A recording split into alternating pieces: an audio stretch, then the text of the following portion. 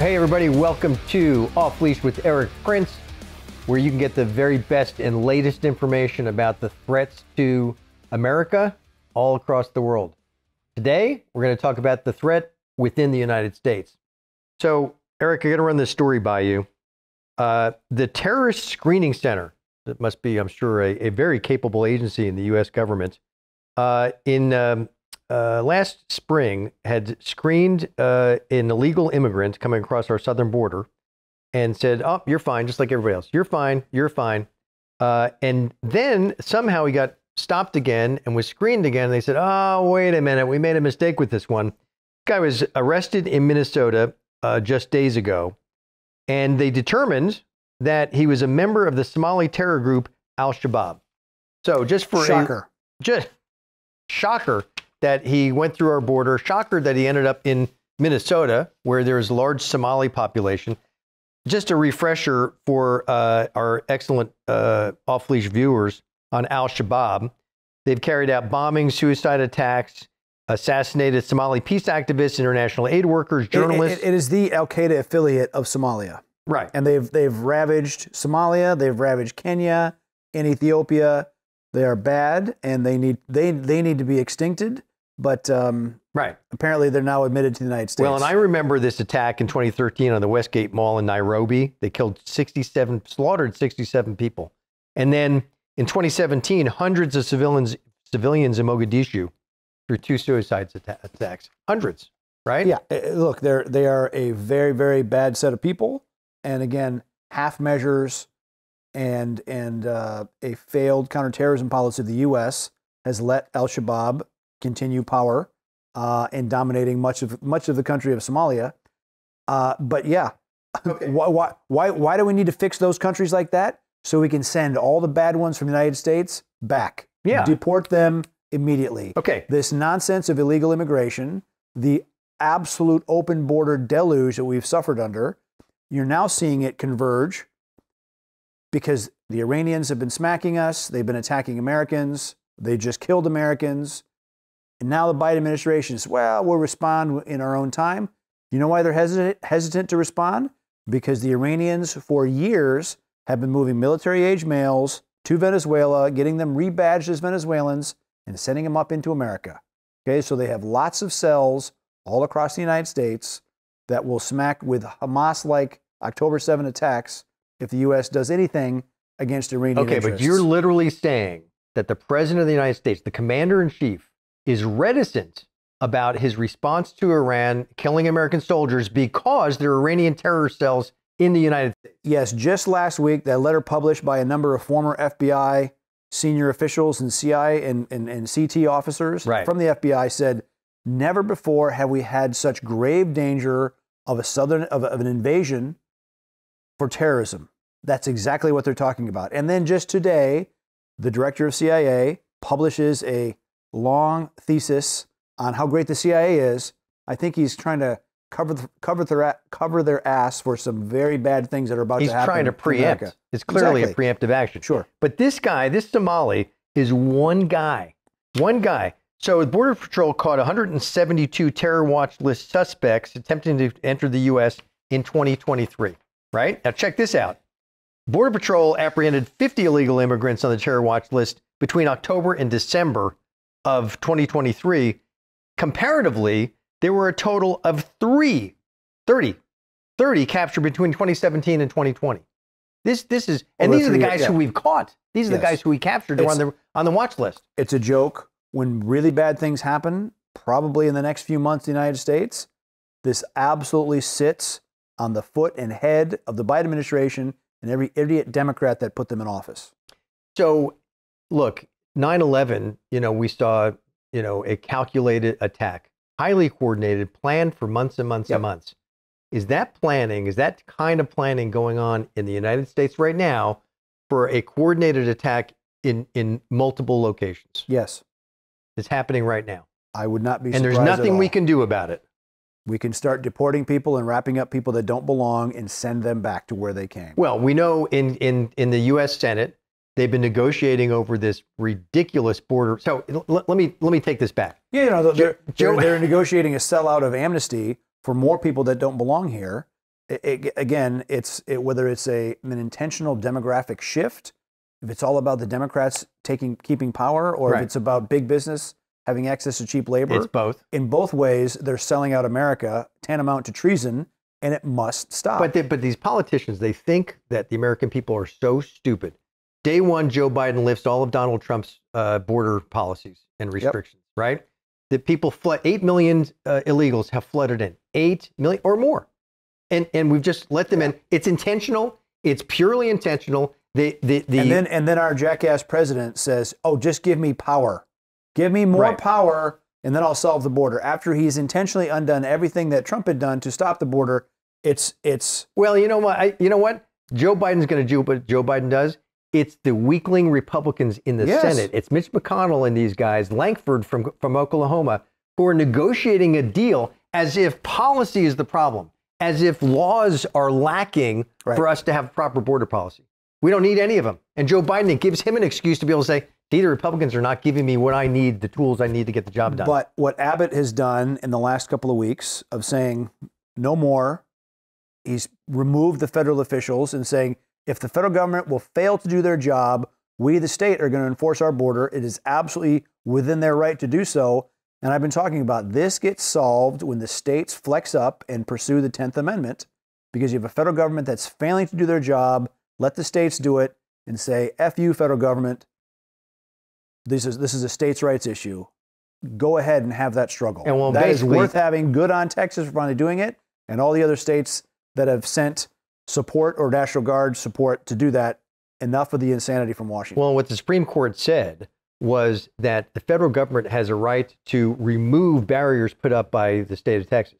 It didn't say the state of Texas can't keep putting them up, which Abbott is obviously going to continue to do. Again, all the women on the Supreme Court and Roberts, who's about as worthless, did the wrong thing on this. Again, this is not going to end well in America if we steer away from actual law and order.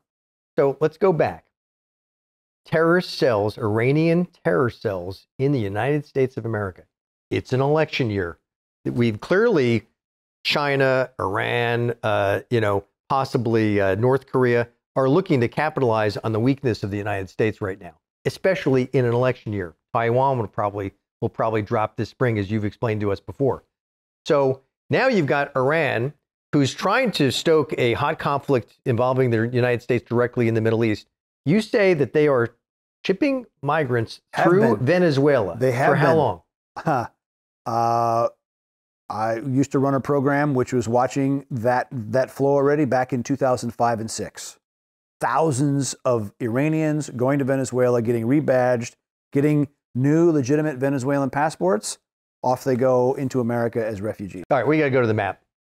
So Iran has got a program for almost 20 years. They fly direct flights, Tehran to Caracas on Mahan and Iran Airways. Okay. Fly to Caracas, rebadge their people. Off they go, either by bus or by boat.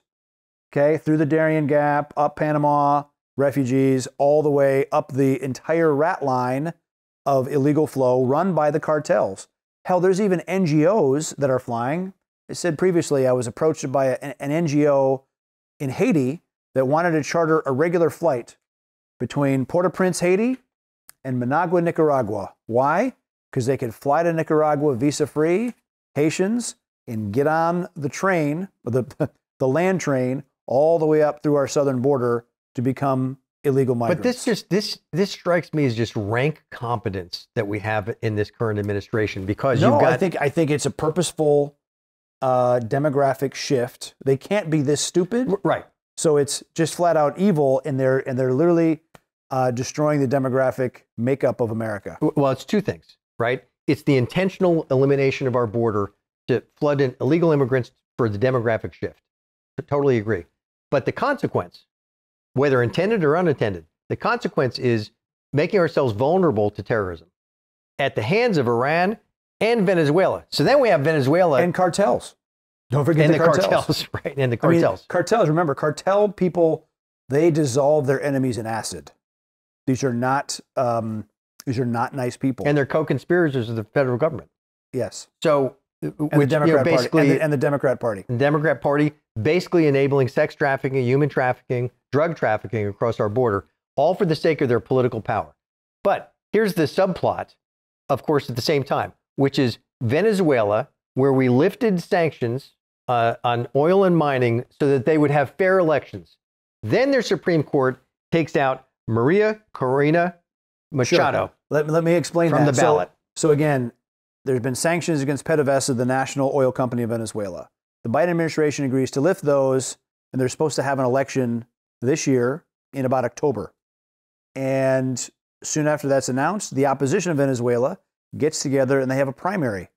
One woman distinctly wins that primary. Her name is Maria Corina Machado. The regime has been pressuring her everywhere she goes. She can't go to a hotel if she's campaigning around the country because the tax police will close the hotel the next day. If she goes to a restaurant, they close the restaurant the next day. That's the level of pushback on her. She cannot leave the country. Now, their bogus Supreme Court in Venezuela bans her from seeking public office for the next 15 years. She's the most capable opposition candidate. Now they've banned her. I doubt the Biden administration actually goes back and puts sanctions back on their oil industry. Now they're just talking about doing it against gold. Why? Because all the Democrat hedge funds that have been connected from New York and Washington are down in Venezuela making deals with the Maduro dictatorship, lining their pockets.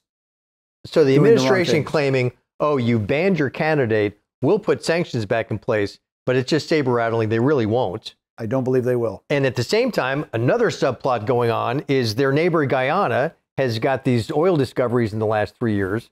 And so Venezuela's maneuvering to overtake it. And Venezuela just claimed a vote over whether Venezuela should reclaim their supposed lands that they own in Guyana, which is about 70% of the country, which happens to be where all this oil is. But this is all scripted because they get the U.S. to lift the sanctions, right? They schedule their referendum to approve from the voters of Venezuela to take over the oil properties in Guyana. Then their Supreme Court takes out the leading opposition candidate. I mean, this is all scripted. Yes. And at the same time, Venezuela is moving in thousands of special forces troops into the border area, putting them in plain clothes, infiltrating Guyana. So it's going to be a spicy 2024, and we're still in January. And it's a superhighway for illegals coming through. Yeah, look, as millions of people have left Venezuela. I understand why they want to, because they don't want to live under a socialist dictatorship hell. And yes, it's easy for them to mix in lots of truly bad terrorist actors in that deluge of people running from bad governments. Look, all this talk of illegal migration in Europe, in the United States, it ultimately comes down to a contest of what is governance. Who is governed? Which countries are governed well? And if so many of these countries around the world are incapable of governing themselves, then it's time for us to put the imperial hat back on to say, we're going to govern those countries if you're incapable of governing yourselves, because enough is enough. We're done being invaded. Because our own national security risk is at stake. Exactly. National security interests are at stake. You can say that about pretty much all of Africa. They're incapable of governing themselves and benefiting their citizens because the governments there are all about looting and pillaging and lining their pockets and going shopping in Paris instead of actually making their country a better People on the land. left are going to watch this. They're going to say, wait a minute, Eric Prince is talking about being a colonialist again. Absolutely. Yes. Enough. Because if you go to these countries and you see how they suffer under absolutely corrupt, made-up governments that are just criminal syndicates, the people of Africa, the people of Latin America, a lot of them deserve better. Now, some countries are really getting it together. Look at what El Salvador did. Bukele, murder capital of Latin America, he said, no more. Now El Salvador is safer than Prince William County. And he took just south of Washington, D.C. He put all the drug cartel MS-13 guys leaders in prison. Ecuador, about to do the same thing. New president there. The previous presidential candidate had been assassinated, but new guy gets elected. He announces he's contracted with the same building contractor that they built the prisons in El Salvador, going to build them in Ecuador. The prisoners there, the cartels revolt and try to take over the capital. in Ecuador a couple weeks ago. So it's not all bad. There's some great governance.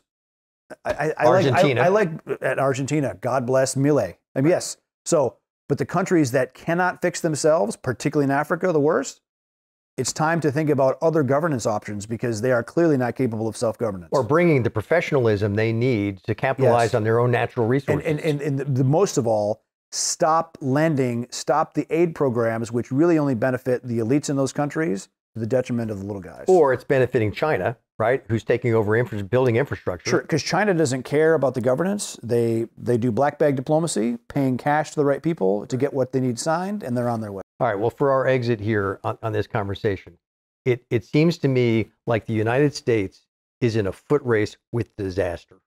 That Iran's pushing us, into a hot conflict in the Middle East. They are shipping terrorists and have terrorist cells most likely are going to act this year in our election year. And of course, along with the rest of the flood cartels and others through the U.S. southern border.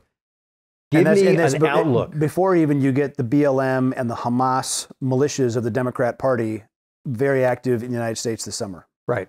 So give me your outlook. We're looking at terrorist attacks in the United States in this election year to create the greatest level of conflict? If you're a mayor, a chief of police, a county commissioner, or a governor, prepare to secure law and order in your own territory. Do not depend on the federal government from doing ever the right thing. And so they need to flex up. They need to have moral courage to make tough decisions. And so when that BLM or Hamas militia shows up to start wrecking things, that you show them what law and order looks like. Well, immediately. We need a lot more Texas across the United States. Courage is contagious. So watch what Texas is doing and do more of that. I have to tell you something. I think that our discussions through Off Leash are timed perfectly in American history and what's happening in this country right now. This is where people can get the real perspective and insight from an expert like you. We got to keep the conversation going. The Republic is worth preserving. So get on with it. Let's get on with it. Yeah. Thanks a lot for joining us. Look, this is where the conversation is going to take place throughout this year. Off Leash with Eric Prince. We're glad you joined us. Catch us on our next segment.